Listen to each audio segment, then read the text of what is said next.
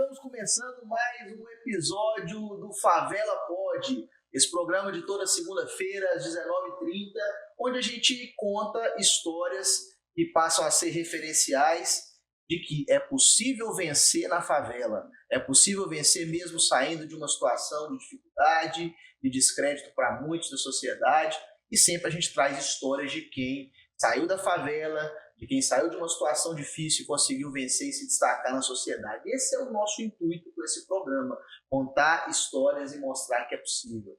E o episódio de hoje do Favela Pod é muito especial. Nosso entrevistado nasceu na favela da Cidade de Deus, no Rio de Janeiro. Alex Pereira Barbosa, o MV Bill. Ele é rapper, escritor, ator, cineasta, ativista, tendo criado, junto com o Celso Ataíde, a nossa CUFA. MV Bill iniciou a carreira de música em 88, quando começou a escrever o samba enredo do seu pai. Em 93, fez a sua primeira participação em um disco oficial. É verdade, Breno. É um professor de gerações, né? Então, seu primeiro álbum foi lançado em 1998, Traficando Informação. 3 anos depois, gravou um segundo trabalho chamado Declaração de Guerra, com participações de artistas como Charlie Brown Jr. e Nega Giza. Sua discografia ainda tem outros álbuns, Falcão, O Bagulho é Doido e Causa e Efeito. Ainda lançou o disco de vídeo intitulado Despacho Urbano. Em 2005, junto com o Celso Ataíde, ele lançou o livro Cabeça de Porco. No ano seguinte, Falcão, Meninos do Tráfico, disponibilizado em livro e DVD, e tornou-se conhecido nacionalmente após a exibição de programas do Fantástico, da Rede Globo, inclusive. Uma sequência desse material foi lançada em 2017, sob o nome Falcão, Mulheres e o Tráfico. Fabiola Rodrigues, seja muito bem-vinda novamente comigo. Obrigada, Breno. Estamos aí à disposição. MV Bill, prazer imenso te receber aqui no Favela Pod, em Goiânia, Goiás. Satisfação minha estar presente aqui no Favela Pod muito. Goiânia é um lugar que a gente sempre tem muito carinho quando a gente é convidado para vir, e também é muito bem recebido. Feliz de estar por aqui. Bacana. Está aqui comigo também hoje, fazendo parte da nossa plateia. A gente sempre traz alguém para estar na plateia, né, nos programas. Hoje, meu amigo Mano CDJ. Fala aí, parceiro. E Breno, bom dia, boa tarde, boa noite para quem está aí. Internet, salve Bill. Tamo junto. Internet a qualquer horário, né? Pode assistir de manhã, de tarde, de madrugada, em qualquer momento. Ô Bill, você acabou de lançar o livro A Vida Me Ensinou a Caminhar. Como é que é? Conta um pouquinho, eu acho fazendo você dar um spoiler sobre o livro, né? Uhum. Mas conta um pouquinho a respeito do lançamento do livro, qual é o intuito, o que ele fala. Conta aí das suas histórias, né? Cara, eu esqueci de trazer o seu que ficou lá no hotel. Pelo menos pra gente mostrar aqui Mas aí o editor mete a capa aí em algum lugar aí. Mas é um livro que são 27 contos, né? São contos, coisas que aconteceram na minha vida, né? Da minha história. Falo um pouco da minha relação com outras pessoas, outros artistas. E são 27 contos assim que ensinaram, sabe, a ser uma pessoa melhor, crescer e a caminhar por essa passarela que a gente sabe que é cheia de obstáculos, né, cheia de percalços, a gente achando meios de passar como a água faz para passar no meio das pedras. É um livro que, mesmo para a pessoa que conhece meu som, conhece meus clipes, entrevistas, ainda assim é um livro que traz uma intimidade que eu nunca tinha falado em alguns lugares. Porque antes da pandemia, eu tinha a ideia de fazer um livro que era bem diferente desse. Quando eu escrevi, já era 2020, a gente já estava no meio da pandemia, bem no auge da pandemia, e aí eu percebi que era um momento bom de concluir esse projeto. Só que como eu estava em pandemia, eu tô com 48 anos, eu falei, caraca, eu tô numa idade que eu já posso falar determinadas coisas, eu já posso contar determinadas coisas para dividir com o público. Então, as 27 histórias que eu tinha escolhido, mudei completamente. Escolhi 27 histórias diferentes das iniciais. Inicialmente, eu ia fazer com histórias que me remete à glória, sabe? Coisas que me fizeram vencedor e tal. Depois eu falei, não, cara, isso é muito fácil. Eu vou pegar histórias que eu não me dei tão bem, mas histórias que me fizeram aprender, me ensinaram alguma coisa. Então tem ali contos que são conhecidos da galera, tipo a minha ida no Faustão, que a gente estava conversando antes de entrar no ar. Muita gente sabe o que está na frente das câmeras, o que passou na televisão. Mas no livro eu conto os bastidores desse dia.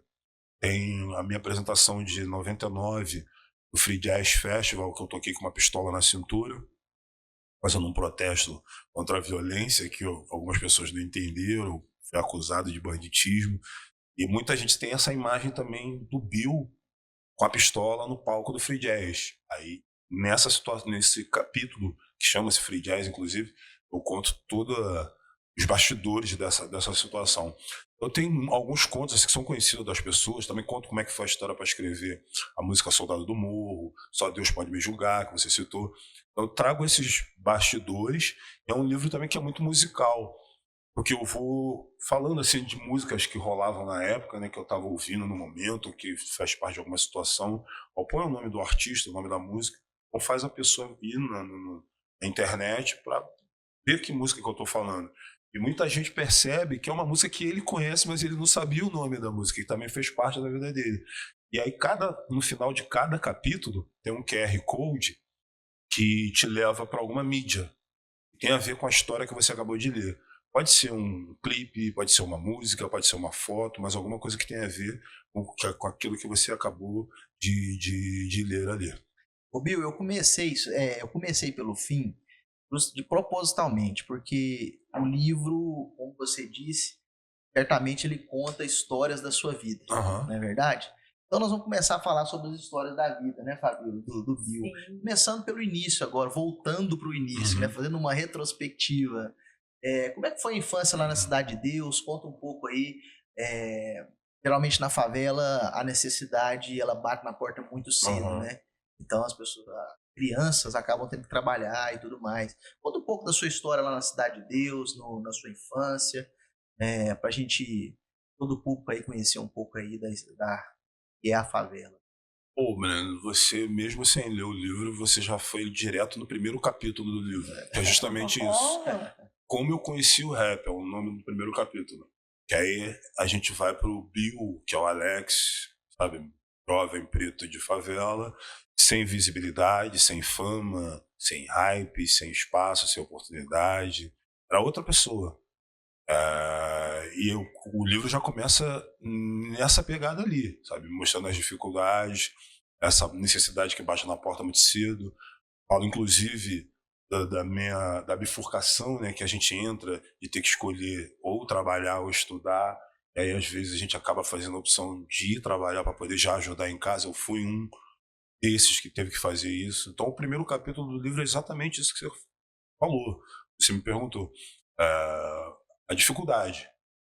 Tipo, quando eu falo nesse Bill, no início de carreira, o Bill de hoje aqui já pensa logo em agradecer. Se eu pudesse, eu mandava um agradecimento pro Bill lá de trás.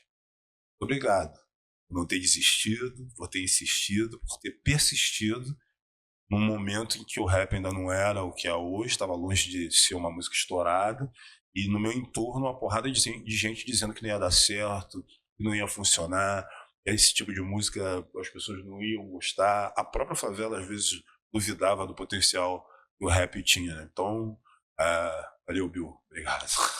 Tem motivo para desistir ali na favela, na infância, no começo. É o que mais tem, cara. Às vezes o que falta é um incentivo para você continuar ou começar alguma coisa.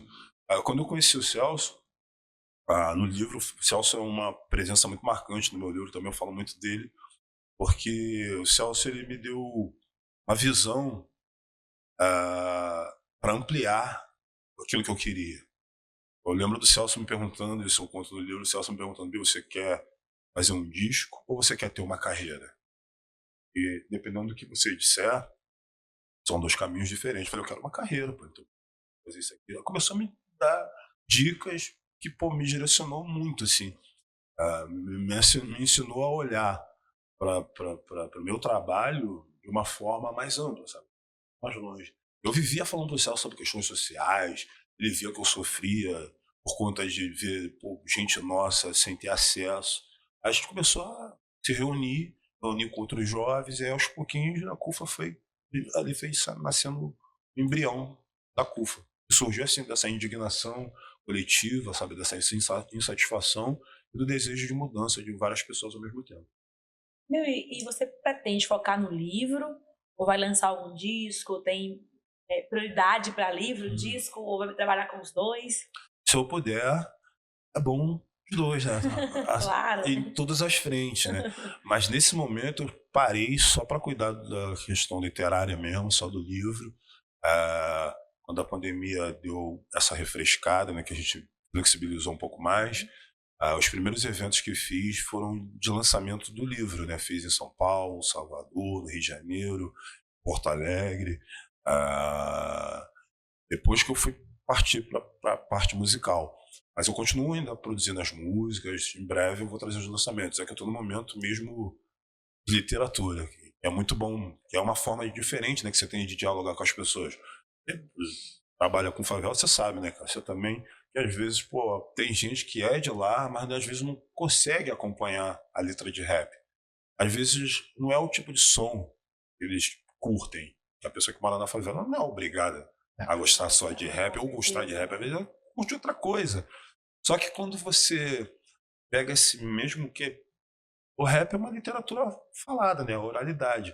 Mas quando você pega as coisas que você tem no seu rap e põe no papel, forma de literatura, aí você atinge aquela pessoa que às vezes nem sabe o que é rap direito, não ouve, mas ela não fica imune, né, aos problemas que tem na favela, então ela acaba se interessando. E para essa pessoa que não sabe o que é rap, você é uma lenda do rap brasileiro, né? Então, o que você considera que é a mensagem que o rap tem o objetivo de trazer? Cara, no passado tinha muitas mensagens.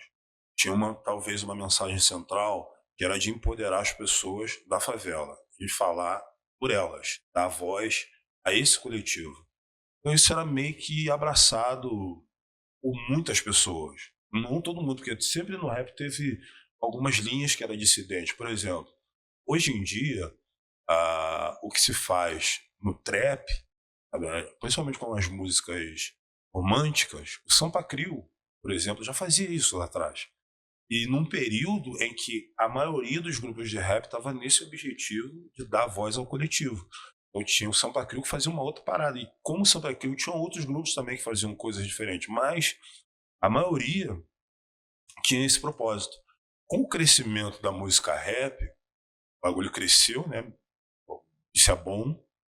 Só que, tem um lado também de que as frentes ampliam, sabe? Você tem pessoas vindo de outros lugares, de outra realidade social, racial. Então eles acabam trazendo outros assuntos para as letras de rap. Então hoje em dia, essa mesma visão que tinha lá atrás, hoje em dia já não existe mais. Dependendo do que você faz, como vocês trabalham com favela, com pessoas em situação de vulnerabilidade, dependendo da pessoa de rap que vocês pegarem e trouxerem aqui, por exemplo, a falar, se prestam de serviço.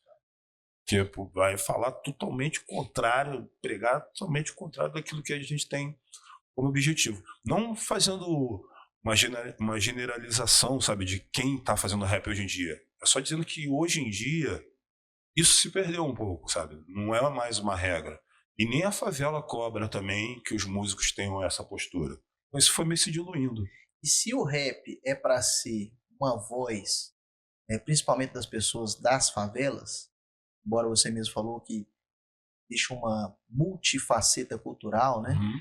Mas se é para ser uma voz das pessoas da favela e a favela vive os reflexos da desigualdade social, o rap também é uma denúncia. Ele poderia ser, cara, mas só que, como eu tô te falando, cara, hoje em dia... Da realidade. Hoje em dia não tem tanto, sabe? Mas pelo menos as músicas que fazem sucesso, não tem tanto mais essa pegada, essa denúncia. Antes de vir pra cá, eu saí de casa hoje, era 4 da manhã. Acordei 2. Então na minha casa dá pra ouvir o baile na Cidade de Deus, da CDD. Mano, e as músicas que estavam tocando, quando eu tocava funk, né? Quando eu tocava rap, era um outro tipo de rap, cara. Era um rap que falava outra história. Com certeza as pessoas estavam se divertindo bastante, Mas eu falava de outras histórias, não necessariamente de algum tipo de denúncia, algum tipo de, sabe, de injustiça social, alguma mazela. O Muito pelo Soldado contrário. do Morro é uma denúncia. Aqui naquela época, tipo assim, se você pedir para fazer um Soldado do Morro hoje, talvez seja difícil, porque é outra pegada, é outra visão. Naquele momento, eu prefiro ficar com a que eu já fiz, né? Que aquele momento eu fiz de forma visceral, né? Eu tava dentro ali do problema, sabe, enxergando de outra forma. Era uma situação, não tinha muita visibilidade para se discutir em âmbito nacional, eu ficava meio escondido. Então, aquilo foi uma necessidade. Hoje eu não sei se tenha, não que não exista mais jovens naquela mesma situação, mas hoje eu não sei se existe uma necessidade, pelo menos para mim, de fazer um som exatamente igual aquele, alertando e tal. Hoje todo mundo já sabe que já existe e a gente tem o poder da mudança. Viu, essa mudança do rap, assim, atual, que você falou, até que comentou sobre a questão de trazer algumas pessoas aqui a um desserviço. Essa mudança, onde ela começou?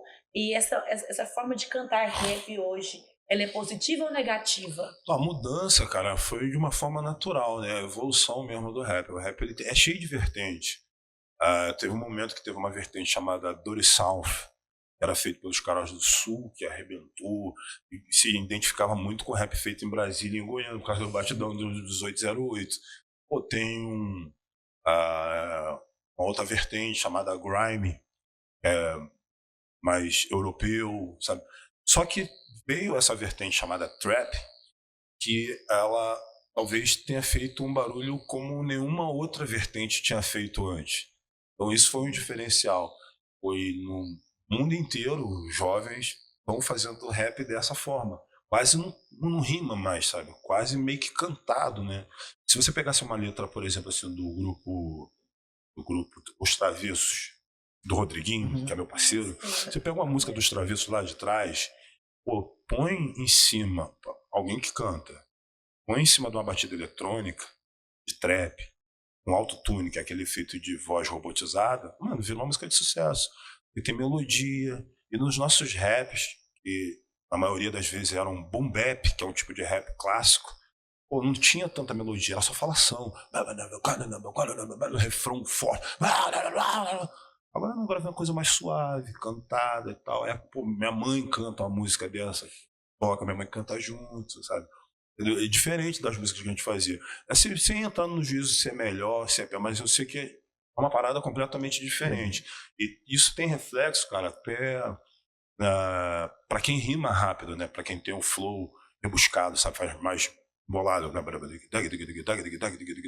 Porque quem tá acostumado com a música que não tem muita rima, é mais cantada, ela acha que a gente tá falando rápido demais.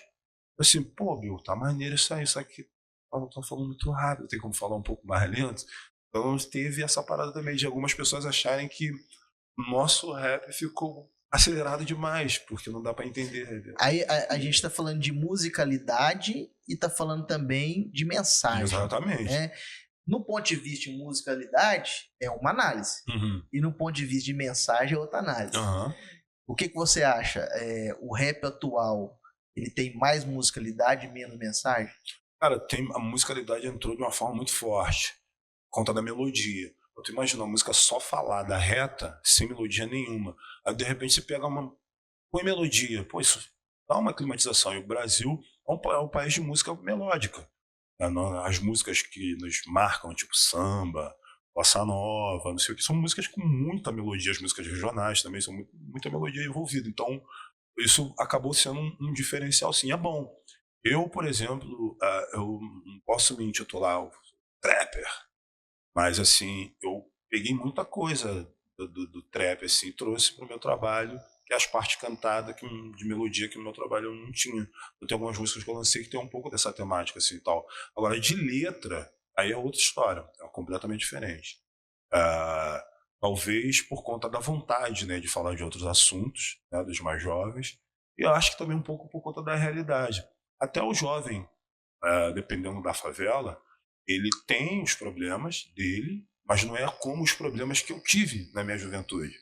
Às vezes são os mesmos problemas, mas, sabe, com peso diferente. As gerações vão mudando. Entendeu? Aí acaba tendo uma outra visão do mesmo lugar, mas com ponto de vista diferente. TDJ, manda Tem ver. um fator que é importante.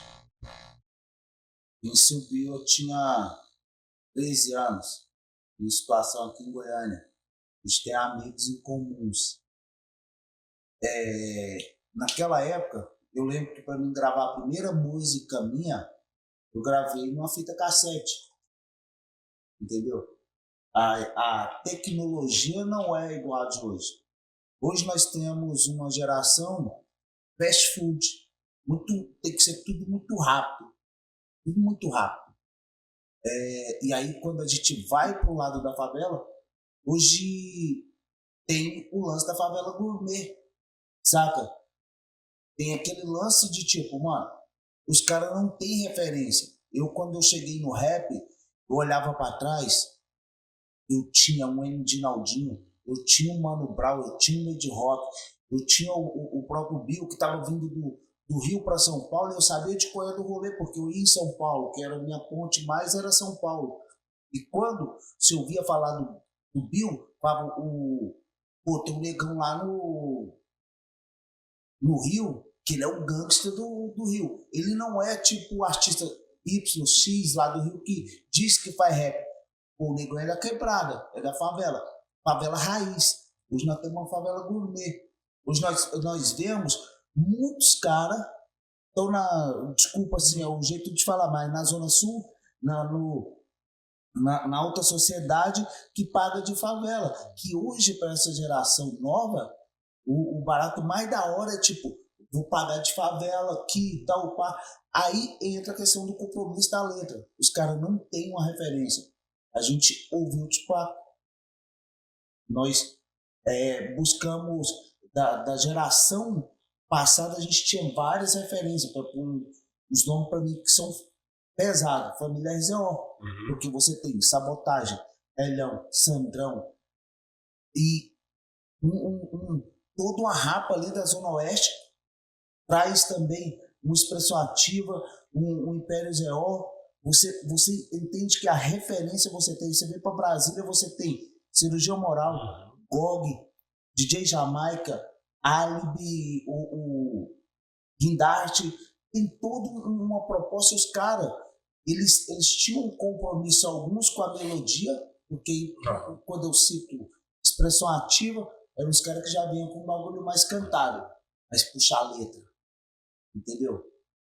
Às vezes o Bill fazia aquele bagulho mais arrastado, mas já vinha a Camila já com o bagulho mais melódico. Então o que essa rapaziada muitas vezes faz hoje é graças também à tecnologia que facilita, porque eu lembro do Crunk, do KJ, a rapaziada lá em Brasil, o próprio Japão, só quando vem com aquela parada ali, tava começando a chegar esse lance para jogar os autotune, geral criticando, só que era difícil, porque você não tinha os produtores para jogar o autotune naquela época, porque todo mundo trabalhava o rap, mas o boom bap não tinha esse lance tão melódico. Então o processo do rap nacional caminha por isso aí.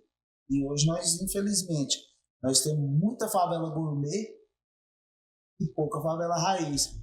Que aí nós podemos trazer a real sobre o rap nacional. Essa é a grande realidade que as pessoas precisam conhecer. Precisam voltar lá um pouco na história do rap, saber o que é o rap nacional, qual é o compromisso do rap nacional, por que o Facção Central, na visão de alguns, era agressivo. Porque eles falavam do sangue que se derrama nas quebradas, que hoje só estão passando pano. Porque, infelizmente, nós estamos num estado onde o índice de violência policial não era, até dias atrás, divulgado.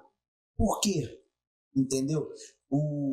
Você vê a violência na favela quando tem um baile funk, quando tem um evento de quebrada, você vê como que é a atuação.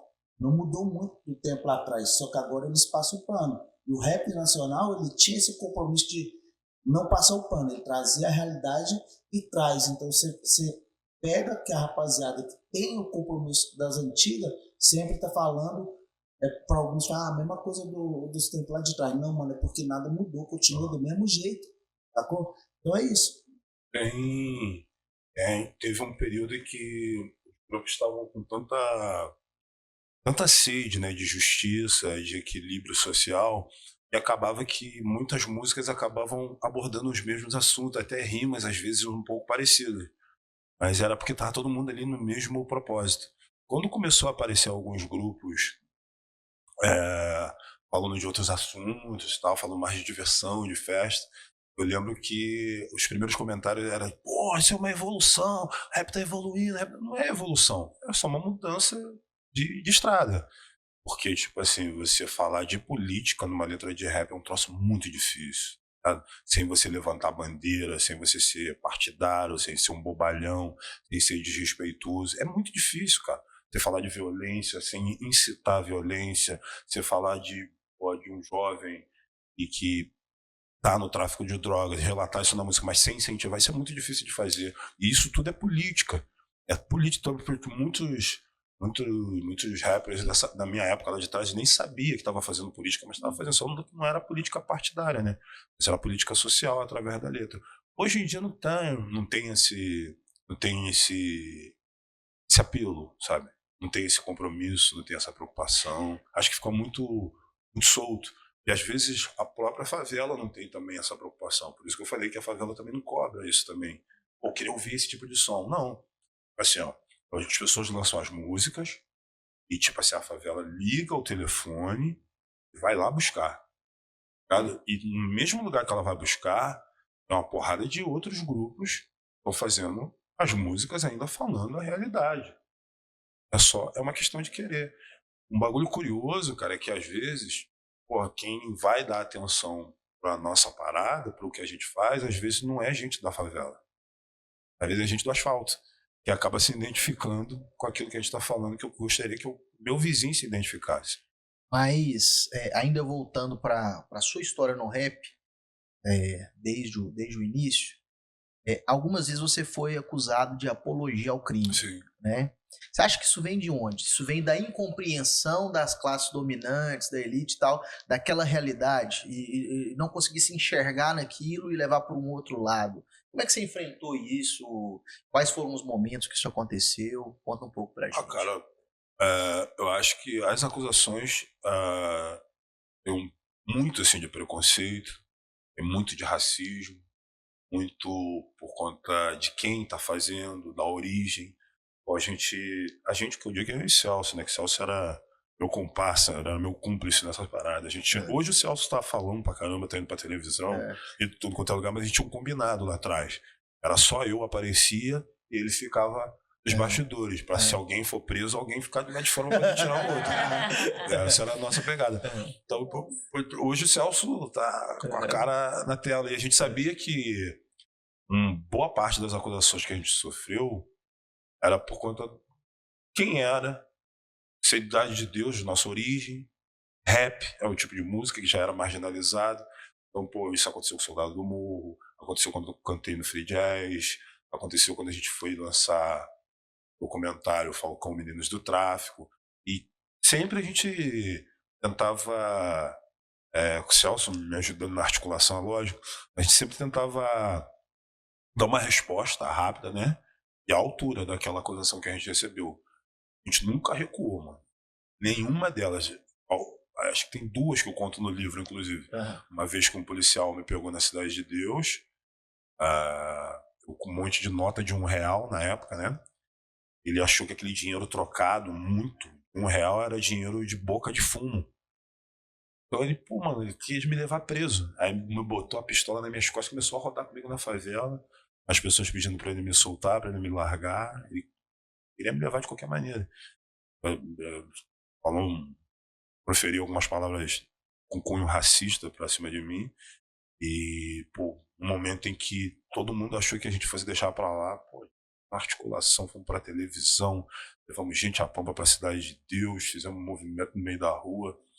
Todas as paradas que a gente teve de acusação, a gente sabia que a gente não estava fazendo apologia de nada, a gente sabia que a gente não tinha envolvimento com crime de nada, a gente sabia que ali era puro peso, né, o resquício da escravidão época da escravatura. E você fala disso no Deus pode, só Deus pode me Sim, julgar, né? sim.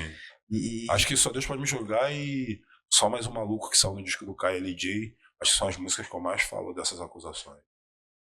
E o racismo encontrou em qual momento da sua carreira?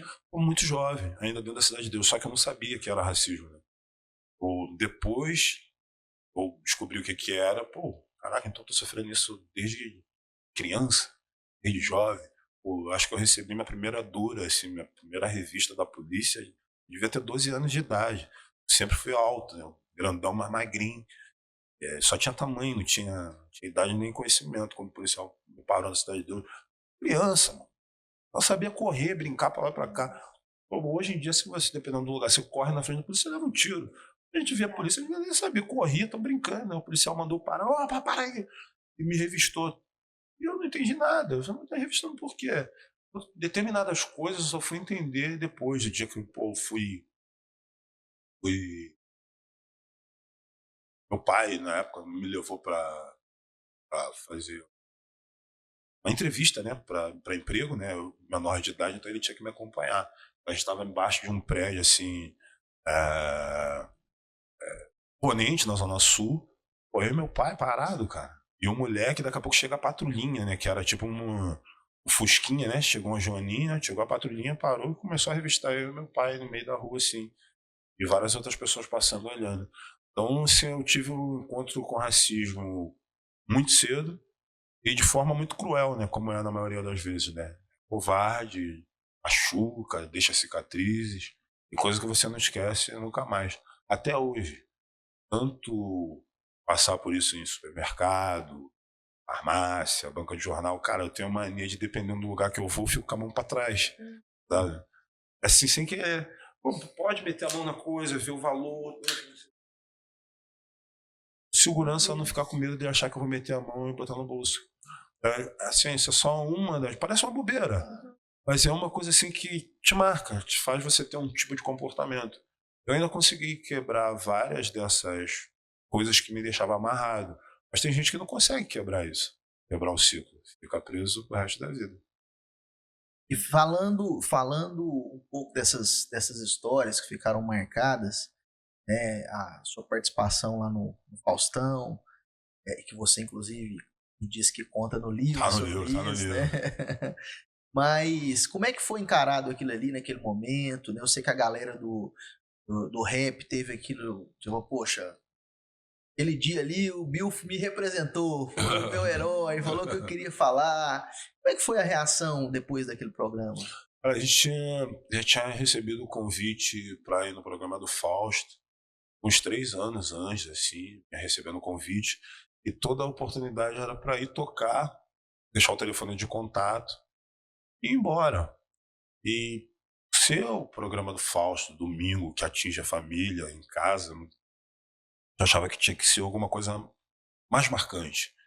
A gente foi negociando durante esses 3 anos uma forma de ir com mais tempo para falar de tudo que a gente estava fazendo, inclusive elucidar para o Brasil o que era a CUFA, a Central Única das Favelas.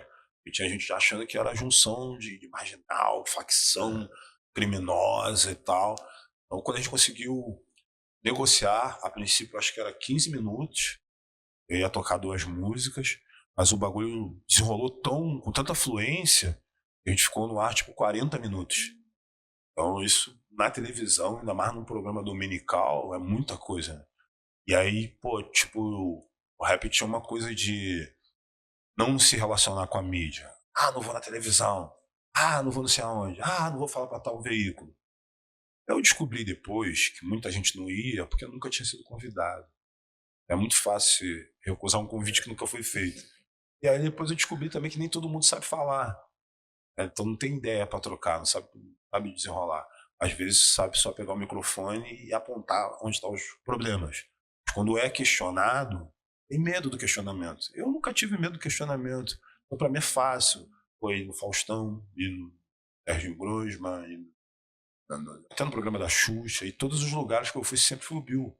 Sempre com a mesma pegada, sempre com o mesmo papo, sempre com o mesmo desenrolado. Sempre com o mesmo desenrolado. Com polícia foi no Fábio Porchat. Foi no Porchat. Na Record. Diga aí, Ainda. diga aí, Fabio. Vamos lá, junto. Eu vou me mas- empolgando aqui, você me corta. Tá bom. Tem um fato curioso, né? Que é sobre o Falcão, os meninos do tráfico. Eles Isso é acompanharam fantástico. 17 Ah, adolescentes. Incrível. 16 morreram. Porque eles deram entrevistas? O que Não. aconteceu? Acho que, pô, o tipo de vida mesmo que eles tinham mesmo. Ah, teve uma senhora, né, que é aqui de Goiânia, inclusive. Pô, tu falou do RZO. Pô, uma das coisas que ela mostrou pra gente era uma jaqueta que o filho dela tinha do RZO, sabe? Ela não mexeu em nada no quarto do moleque. E ela falou assim, ó, eu vou abrir pra vocês o quarto do meu filho, que eu nem mexo nada, eu nunca mexi na gaveta dele. Mano, quando ela começa a abrir, cara, a casa dela e começa a mostrar as coisas, sabe, que tinha, assim, o filho dela, que já tinha feito a entrevista pra gente, mas por circunstâncias ligadas ao tipo de vida que tem. Ali foi guerra entre eles mesmo, guerra de facção, guerra com a polícia, outras coisas qualquer, mas motivos variados. Mas essa senhora me marcou, e vale a pena lembrar, porque é aqui em Goiânia, e o filho dela era fã de rap. Ela tinha o boné com o buraco da bala. O filho dela levou um tiro na cabeça. Ela guardou o boné era do RZO também. O filho dela era fãzaço do RZO. Pô, tipo, esse impacto, né, de ter a pessoa, por mais que seja criminosa, né, do crime, mas era menor de idade, né, então chamava atenção a quantidade de jovens que poderiam estar fazendo outras coisas ali envolvido com a criminalidade. E aí, dando entrevista pra gente, falando de vida, sonho e futuro, na sequência o futuro dele chega, que é a morte. E aí, às vezes, o envolvimento da família, o nosso também, era tão grande que às vezes as pessoas chamavam a gente. Só, meu filho, meu irmão, deu entrevista para vocês, ele morreu, o enterro vai ser amanhã. A gente acreditava no que vocês estão fazendo, acreditava que a gente acredita que isso aí vai chegar a um lugar maior, vai ajudar outros jovens a escolher um direcionamento positivo, então eu queria que vocês voltassem aqui. Então, o nosso compromisso com as pessoas que se deixaram filmar era muito grande. E aí, quando estava pronto o trabalho, veio uma gigante do cinema, né, dessas grandes que tem tipo Paramount, assim, e ofereceu um dinheiro para mim e para o Celso, para a gente vender o material para eles editarem e fazer um filme, botar isso no cinema, sei lá onde eles iam fazer isso. Só que na hora, cara, mesmo com aquele montante de dinheiro que ia resolver minha vida naquele período, a gente pensava nessa mãe, mulher que gostava do RZO, outra mãe que nos chamou não sei aonde, lá no Rio de Janeiro, outra mãe na Bahia, outra mãe em São Paulo, do irmão não sei aonde, de cada entrevista, do jeito que as pessoas queriam falar pra gente, porque sabia que a gente era pessoa séria.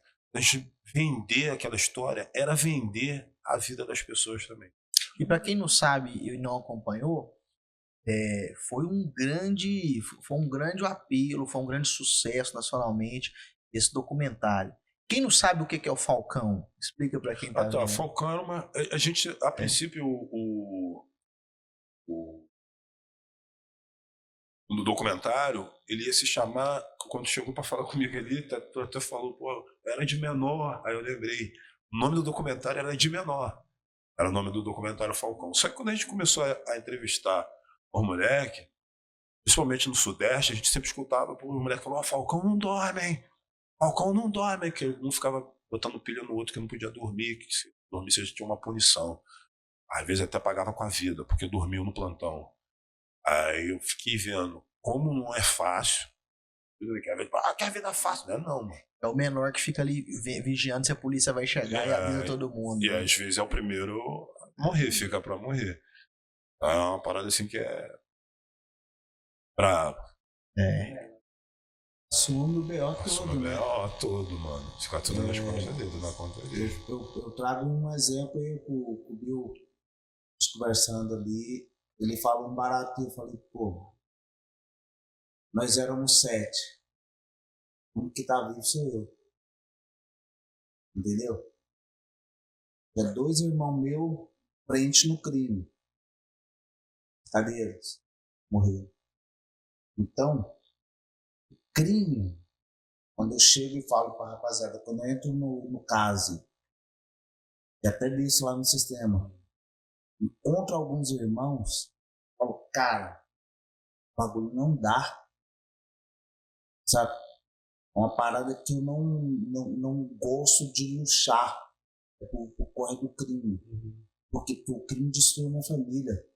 O crime destruiu as famílias da onde eu cresci, numa comunidade onde o bagulho era louco. Eu mudei para onde o meu pai morava, que era a Aroeira, favela do Buracão. E dentro daquele lugar ali, eu vi, os meus olhos, 2 parceiros meus sendo exterminados na minha frente. E eu falei que eu era o terceiro. Eu só não fui o terceiro porque uma senhora, que todo dia de manhã levava o café para nós, ela interviu. O pessoal viu a situação, o que eles fizeram? Eles só me arrastaram. Só que ali já teve uma problemática, porque mataram 2 na mesma comunidade. E aí é uma parada que foi bem na época desse documentário seu. E aí, se você lembrar daquele outro nome que nós trocamos ideia ali nos bastidores, você pegou e falou, pô, mano, tal, teve essa situação. Na época da gravação do Bill, teve pessoas que procuraram. E aí eu peguei e falei, mano, não é, entendeu? Não é. Primeiro, porque muitos desses que estão no crime, que estão no tráfico, não é por luxar, é pela necessidade. Porque quando falta o básico lá na quebrada, o tráfico ele chega como uma opção. E eu vi dentro do meu ciclo, meus amigos me faziam tudo morrer. Todos foram por necessidade. Tá? Todos foram porque não tinha políticas públicas.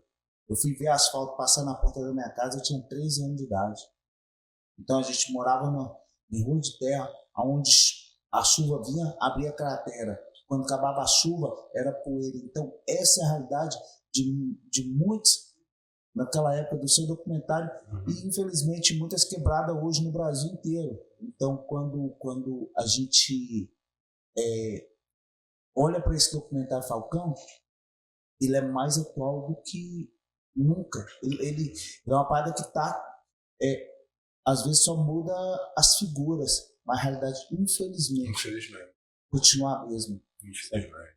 Então, isso mostra que é necessário continuar, né, Bill? Pois é, cara. Tipo, essa coisa que o CD trouxe aqui, cara, não deveria ser opção, sabe? Em momento algum. Eu não uso isso como justificativo. Mas, infelizmente, pô, você não pode estar na pele de quem está passando fome. De ansiedade, quem está sem alguma coisa para dar para o filho, para a filha. Ao invés de criticar, a gente montou a CUFA, né, para criar uma alternativa para o favelado ver que ele pode ser outra coisa. Quando a gente faz livro, quando você lança disco, você faz um podcast, quando vocês viram liderança, a gente mostra para o nosso povo, podem ser o que eles quiserem. Pode fazer o que quiser, você pode estar onde você quiser. Você vai, onde você for, você leva a sua essência junto. É uma maneira de ser uma resposta tanto para o nosso povo como para a sociedade. As duas coisas, você responde as duas coisas ao mesmo tempo. Você mostra que aqui, você não tem que entrar aqui dando tiro na gente, matando todo mundo e achando que a sociedade precisa ser defendida de nós. As pessoas aqui estão precisando de ajuda. E vocês que estão aqui do nosso lado, tem que entender que vocês podem ser o que vocês quiserem. É uma frase que o Celso usa o tempo inteiro, que já virou bordão, né? Não é a carência, é a potência. Só que a gente demorou demais para descobrir isso. Tem vários e várias nossos que ainda não conseguiram assimilar essa ideia. Tem potência aí dentro de você. Precisa só saber qual a potência. Às vezes não é necessariamente para música, para arte. Pode ser para uma outra parada, para ser liderança, para fazer literatura, para ser jornalista, para ser apresentador, para ser técnico de som, para operar uma mesa, para fazer um monte de coisa. E desde 99, o que a CUFA trouxe de mais sagrado para você? Para mim, acho que foi o respeito, a visibilidade, porque quando eu comecei não tinha público assim de rap formado, pelo menos para mim, no meu trabalho. Então, assim, as pessoas passaram a me conhecer pelos feitos sociais. No Rio de Janeiro, eu fui conhecido primeiro pelos feitos que eu fiz com a CUFA, não pela música. Em São Paulo eu já estava fazendo show, fazendo um monte de coisa, mas no Rio ainda não. No Rio as pessoas só me conheciam pela parte social, mas isso não era ruim, porque a CUFA me apresentava às pessoas. E, ao mesmo tempo, eu usava a minha entrada, a minha abertura, a mídia espontânea que eu tinha para chamar atenção para a CUFA. Ó, joga luz nessa parada aqui, a gente está fazendo esse trabalho aqui bacana também, precisa de espaço e tal. Isso é maravilhoso, né? Saber que aquilo que está sendo cantado, eu estava falando com a Nega Dias agorinha, né? E ela trazia uma situação que o rap, ele trazia mensagem, mas a mensagem era cantada como se aquilo que foi cantado, passado, pô, já tá bom demais, agora governante, faz aí a sua parte, né? E a CUFA vem como dentro dessa lacuna entre a mensagem e o que o governante tem que fazer. No meio disso, peraí, a mensagem está aqui, mas nós também precisamos fazer alguma coisa. E aí a CUFA vem para poder também atuar nesses vários segmentos aí e poder realizar também um serviço social que é uma prática daquilo que estava sendo cantado. Sim, cara, acho que tipo, com a CUFA, eu estou falando de mim, sabe? É a minha realidade, né? Acho que cada artista, cada pessoa tem a sua realidade, tem seu início ali e tal. No meu caso, a CUFA me ajudou a colocar em prática o que eu cantava em letra, sabe? Que eu metia em discurso, sabe? Às vezes parava o show, falava um monte de coisa e tal, falava de coisas que eu achava que precisava, que faltava. E a CUFA me deu essa possibilidade de realizar um sonho pessoal, de conseguir fazer esse tipo de coisa. Eu lembro que antes de eu conhecer o Celso, antes de ter a CUFA, a gente, na tentativa de fazer a primeira ação social na Cidade de Deus, a gente criou uma biblioteca comunitária. Só que só ficava eu e um mano que eu tinha, um parceiro meu. Só ficava nós dois na biblioteca. O dia inteiro. Ninguém entrava lá. As pessoas não têm o hábito da leitura. A gente descobriu, cara, que a gente precisa criar o hábito da leitura para depois a pessoa se interessar pela biblioteca e pelo livro. Aí a gente já começou errado, já começou pelo livro, as pessoas não entravam. Aí, depois, na Cidade de Deus, com a CUFA, depois das pessoas entenderem que aquilo ali era um lugar de conhecimento, de informação, aí sim a gente meteu uma biblioteca comunitária. Aí a gente tinha criança, tinha adulto, tinha pessoa da terceira idade, aí ficou bonitão. Vale a pena ressaltar, a gente está falando bastante da CUFA aqui, eu fiquei 20 anos, né, dentro da CUFA. E nesses 20 anos, cara, ela serviu muito como via de mão dupla para mim. Eu me alimentava, você me alimentava a CUFA. Era, tipo, era bom estar perto ali, estar junto. Só que isso também me ocupava bastante meu tempo. Primeiro, a questão do tempo, né, que eu parei de escrever, escrevi menos, fiz menos músicas que eu gostaria, e também eu fui vendo outras lideranças surgir dentro da própria CUFA. Eu falei, cara, a gente já tem pessoas muito capacitadas para estar fazendo o que eu faço hoje. Talvez eu saindo, a gente vai ter uma alternância de poder, que é importante, né, de liderança, e a gente até pode dar um exemplo político, porque quem está no poder não quer sair, né? Não quer largar o osso. Não vê que nenhum político tem plano de governo, plano de melhoramento do Estado, do município ou do país. Tem plano de permanência no poder. O mal começou o mandato, ele já está pensando no próximo, já está trabalhando para o próximo mandato. Então, se a gente levasse isso para o lado político e ter uma alternância de liderança, de poder, mano, você já teve a tua chance, agora é a vez de outra pessoa. A gente ia ter uma política mais rotativa, não com os mesmos nomes de sempre, alguns nomes tradicionais, que já foi o bisavô, o avô, o pai, agora está o filho, daqui a pouco vai o neto, sempre usando o sobrenome da família e sempre fazendo as mesmas coisas, sempre com a mesma linha de pensamento. A gente tem que começar a criar novas pessoas para nos representar.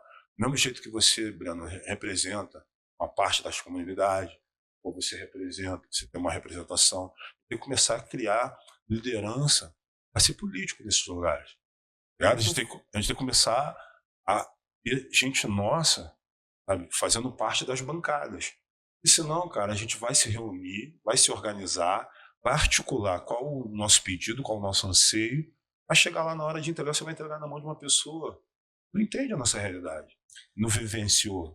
O problema que enfrenta dentro do próprio sistema político é essa questão da família, né? Você vê várias famílias. Muitas vezes o que o sistema faz? Eles jogam o preto, o pobre, o favelado, a falta de necessidade nossa no meio da política. Eles querem minar a informação, de chegar com informação como essa do Bill, de tipo, da gente formar liderança dentro das comunidades, porque quanto mais liderança você tem formada através de uma comunidade, ocupando um espaço de poder, você tem a possibilidade da mudança começar a acontecer. Mas enquanto temos pessoas que moram nos condomínios, têm uma vida totalmente luxo, que a partir de 4 em 4 anos, para poder falar, vou te dar um botijão de gás, toma aqui uma cesta básica, vou te arrumar um emprego. E às vezes é o que a CUFA faz. Leva lá o Mães da Favela, botijão de gás, alimento, uma ajuda com o gás. E aí a pessoa já fala assim, quem que é o candidato de vocês? Entendeu? Tipo, essa parada. Por quê? Porque o político, ele aparece de 4 anos com essas boas ações. Viu? Você falou sobre biblioteca. Uhum. Primeiro curso superior, foi o primeiro da minha família a terminar o ensino médio e entrar na universidade. Já de cara fiz o Enem e fui para a Universidade Federal de Goiás, cursando biblioteconomia. Saio de biblioteconomia, vou para a UEG. Passei no vestibular da UEG para fazer cinema e audiovisual. Aí quando você vai para o caminho da leitura e entra dentro, vou pegar lá no meu bairro, que é o Guanabara, a gente tenta, principalmente com essa geração mais nova, o lance da leitura. Não fui. Aí eu peguei e falei assim, cara, eu estou estudando cinema, então eu vou fazer uma parada diferente.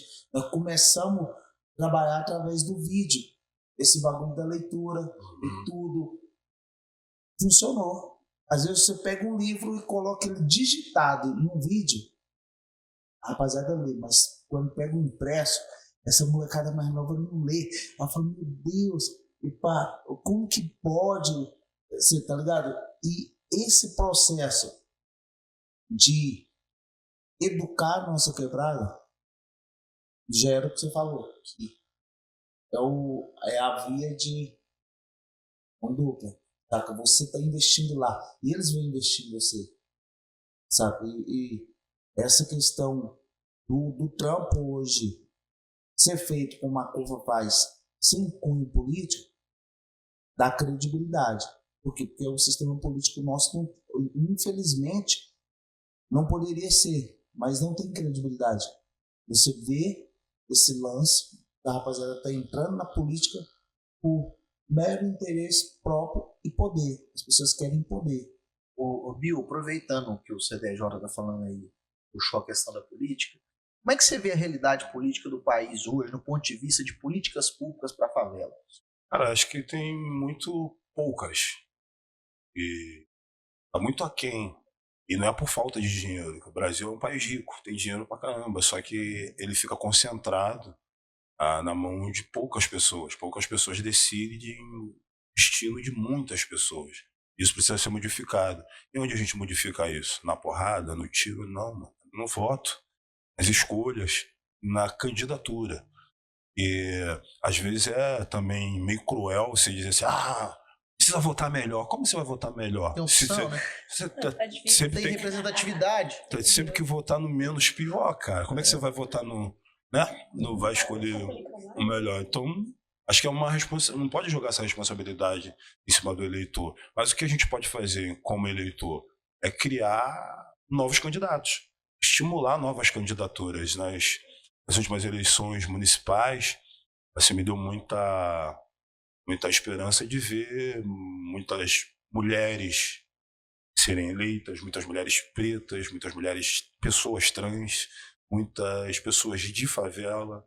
Isso ajuda, sabe, a equilibrar. E muitas dessas pessoas que foram eleitas sofreram preconceito.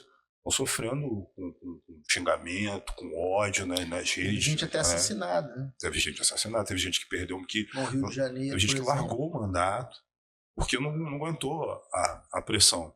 Mas acho que é uma pressão que vai existir porque não é costumeiro a gente querer ser o protagonista. A gente está sempre como coadjuvante. Por que agora que a gente vai querer ser protagonista? Principalmente agora a pandemia mostrou para todo mundo, acho que muita gente começou a perceber que a política ela influencia diretamente na sua vida. É no preço das coisas, é na falta de dinheiro, na empregabilidade, no teu bem-estar. Eu acho que mais pessoas passaram a se preocupar mais com política. Eu acho que essa é a hora de criar essas novas lideranças, já são líderes, transformá-los em candidatos e empoderá-los com o voto. Que aí, quando a gente tiver um projeto de mudança, um projeto de alguma política pública feito com dinheiro público, que não é a favor nenhum das favelas que também pagam seus impostos, a gente vai entregar na mão de alguém que é nosso, conhece o nosso problema de perto, hein? Sabe o que a gente sabe o que é morar em favela. Então acho que isso vai fazer toda a diferença. Você pensa em trabalhar com política, mexer com política em algum momento? Olha, eu gosto muito de acompanhar a política. Eu sei que eu sou uma pessoa que entende do assunto, sei falar sobre o assunto também, mas acho que eu consigo contribuir mais fazendo o que eu faço aqui de fora. Assim, eu estimulo muito a criação de novas lideranças, a criação de pessoas que queiram entrar de fato na política com vontade de mudar, e coragem, né, para mudar também, que não é só vontade, é coragem também. Mas eu, particularmente, Bill, assim, eu não penso muito não. A ideia, eu falo sempre com a rapaziada aqui na quebrada, a gente tem um jeito de falar. Em alguns lugares, você tem que saber como chegar. Tem hora que as pessoas falam assim, pô, CDJ, mas e aí, você com aquele prefeito lá? Mano, o prefeito de Goiânia é um negão, lá do Rio, Rogério Cruz. Bom, o prefeito pode estar onde for, mano. Eu posso estar passando de bermuda, chinelo, às vezes sem camisa, você me vê, ele chega, ô CDJ, tá, já troca ideia. Isso aconteceu comigo com o governador do estado. Acontece por quê? Porque os caras veem na questão nossa da comunidade lá, e eu falo sempre pra rapaziada, eu falo, mano, independente da nossa condição social, a gente não pode também desacreditar. Às vezes, tipo, temos aqui um prefeito que sabe de qual de trabalho social, porque ele já fez muito trabalho social. Então você chega nele e fala, mostra qualquer realidade da situação. E cobra. Cobra por quê? Porque ele foi eleito para dirigir a cidade. O governador da mesma forma. O problema é porque muitas vezes a gente olha para a política e não vê que os caras são funcionários nossos. Quem paga os caras somos nós. Entendeu? Mas a postura deles é a postura de patrão, né, mano? Eles não têm a postura de empregado. Então, e aí esse é o grande rolê, porque essa informação não chega no nosso povo. Quando chega, muitas vezes fala assim, não, mano, não temos mais esperança, não adianta, nada vai mudar, é sempre as mesmas. Vamos anular o voto. A gente teve um problema muito grande, as últimas eleições, a galera não foi votar. Pô, mas não vai votar, nessa a gente vai ter um diferencial. Sim. Que são 2 milhões de jovens que tiraram seu título de eleitor. Eu não sei nem em quem que eles vão votar. Mas só de ter 2 milhões de jovens que não se interessam sempre por política, isso é muito bom. E não sei quantos milhões de adultos que são que são obrigados a votar, mas não estavam habilitados. Título cancelado, não sei o que lá, estava em débito com a justiça eleitoral, e muitos milhões de pessoas também resolveram sua situação, porque querem voltar, querem participar. Eu acho isso muito positivo, sabe? Porque isso mostra que as pessoas estão interessadas e descobriram, né? Mano, se eu não participar desse processo, eu vou deixar que outras pessoas escolham por mim. E se eu não falar nada, se eu disser que eu não gosto de política, outra pessoa que ama política vai me governar. Então, tem que participar. Sim. Ô Bill, agora só trazendo um pouco aí para suas histórias, você acabou de fazer um livro sobre as suas histórias, e sobre as suas histórias no geral, quando a gente faz muitas coisas, a gente acaba, às vezes a gente acerta e às vezes a gente erra, verdade, né? E a gente está caminhando aqui para o fim do programa. Tem alguma coisa que você fez que você se arrependeria, não faria hoje e tal, pra você contar aí pra gente? Caraca, mano. O cara, acho que normalmente eu não me arrependo das coisas que faço, tá ligado? Mas assim, uma coisa que eu fui muito pelo impulso, cara, da minha mãe, cara, e dos céus. Eles são os pais, minha mãe e Celso. Dança dos Famosos. Mano, e não é nem por... porque o rap não gosta, não é por isso não. É só porque foi muito trabalhoso. Pô, perdi muito tempo ensaiando, dançando. A única coisa maneira dessa parada é que eu fiquei com o físico maneiraço. Você vai dançando, você vai ficar todo trincado, fica com a carcaça maneirona. Mas as outras coisas, mano, disputar, sabe? Mano, ficar ali pra alguém te julgar a tua dança. E eu sou um cara que não dança, mano. O cara com a canela do tamanho da minha não é dançarino. E eu fui mais numa onda de, tipo, pra brincar. Mano, quando eu fui ver, eu tava sendo avaliado. Eu falei, não, isso é muito ruim, mano. Aí quando eu fui pra repescagem, eu fui puto, mano, pra repescagem. Mas depois eu agradeci. E se eu tivesse passado, a dança da semana seguinte era lambada. Mano, quando eu vi a roupa dos caras, eu falei assim, porra, obrigado, ainda bem que eu me safei. Os malucos com a camisa amarrada aqui no umbigo, cara, com a calça na canela, o bagulho até aqui, mano, dançando lambada, Beto Barbosa. DDJ, obrigado pela sua participação. Tamo junto, vamos nessa. Obrigado, Fabiola. Eu que agradeço. E hoje é 3 contra 1, né? Poucas vezes, só que na verdade pouquíssimas vezes. Não, mas a gente não tá contra, não. Não, a gente brinca, né, Breno, às vezes no final. Bill, para terminar, antes de encerrar, só dizer o seguinte, o tema nosso aqui é Favela Pode. A favela pode? O que ela quiser. Ela pode ser o que ela quiser. Inclusive, crescer, virar, entendedor de gourmet, sabe? Ou ir morar nos Estados Unidos, ou morar no lugar mais caro do seu estado, da sua cidade. Você pode ser o que você quiser. Uma coisa que é importante é o que tem na tua essência, na tua raiz, na tua história. Isso não se perde. Isso você pode morar em qualquer lugar que vai estar sempre junto com você. Isso não se perdendo. O mais importante, a favela pode ser o que ela quiser. Quando eu fiz o lançamento do livro, eu fiz numa livraria no Leblon, bairro Nobre de Janeiro, e fiz em São Paulo na livraria Cultura, na Avenida Paulista. Algumas pessoas, favela, me falam, tem que fazer favela tal, favela... Eu também. Nós fizemos no Pelourinho, vamos fazer em outros lugares. Mas a gente tem que estar na livraria também. A gente tem que estar no Leblon também. E foi lindo de ver aquela livraria do Leblon cheia de gente preta. Não tem. Foi lindo de ver em São Paulo, na Avenida Paulista, a fila dando volta no quarteirão. É um exemplo que a favela pode. Pode, e chegar lá dentro, tinha gente dentro da livraria, tinha uma moça chamada Simara, eu nunca mais vou esquecer dela, ela chegou chorando pra pedir autógrafo, sendo que ela já tinha sido, da vida errada, ela conseguiu sair, conseguiu tirar o filho dela, conseguiu não deixar o neto entrar, sabe, a mudança. Ela saiu, tirou o filho e o neto nem chegou a entrar, porque já tá com outra mentalidade. Ela falou, Bill, é a primeira vez que eu entro dentro dessa livraria, é a primeira vez que eu compro um livro na minha vida, mano. Então, tipo assim, você, fazendo a pessoa entrar num lugar que ela acha que não pertence a ela pela primeira vez e fazendo ela comprar um artigo, pode ser o primeiro de uma vida de uma pessoa leitora a partir daquele livro ali. Então são muitas coisas que se conectam quando você pega a favela e leva para outro lugar.